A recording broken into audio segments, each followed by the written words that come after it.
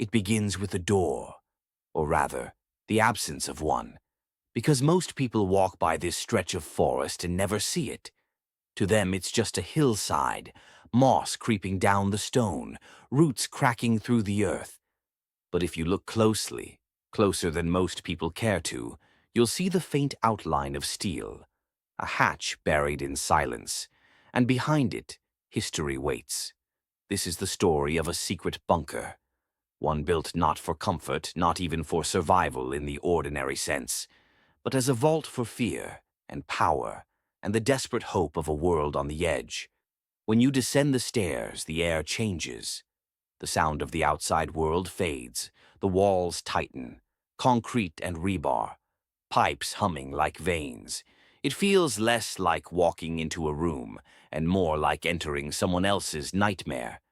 This particular bunker, forgotten by maps, guarded by time, was constructed in the height of the Cold War, a time when leaders couldn't decide whether tomorrow would be filled with children playing in parks or the hollow silence of nuclear ash.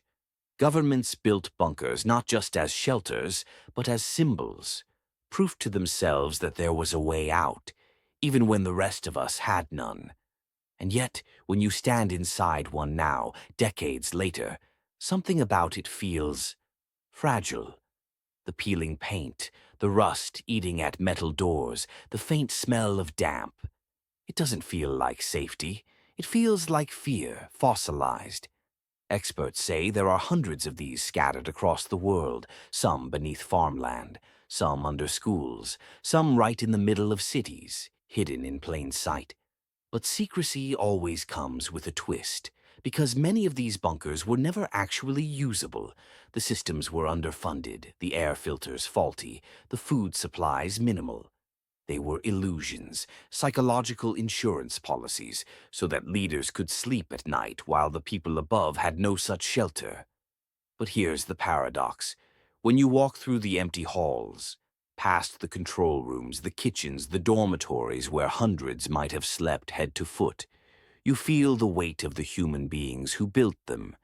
Engineers, bricklayers, electricians, people who knew exactly what they were constructing but did it anyway. Not because they wanted to face the end of the world, but because they were told it was the only way to keep it from happening.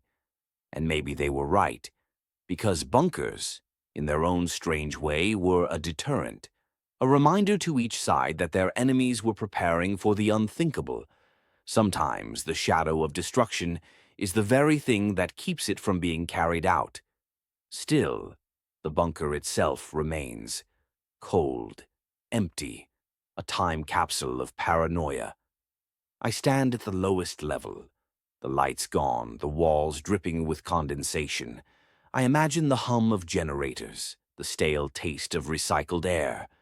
What would it have felt like to live down here?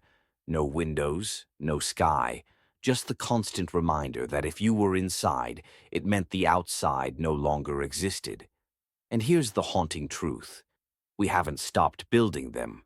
From billionaires commissioning luxury underground palaces in New Zealand, to governments reinforcing old nuclear shelters, to tech companies quietly buying their own fortified vaults. The bunker business is thriving again. History echoes, louder than we realize. A bunker is never just a structure. It's a confession. It says, we don't trust the world enough to stand on the surface. It says, maybe one day the earth above won't be ours anymore. And as I leave the silence behind, climbing back into the daylight, I can't help but wonder if the very act of preparing for the end makes it more likely we'll bring it upon ourselves. Because behind every sealed door, every underground chamber, every secret bunker, there is one lingering question that refuses to stay buried. What future are we really preparing for?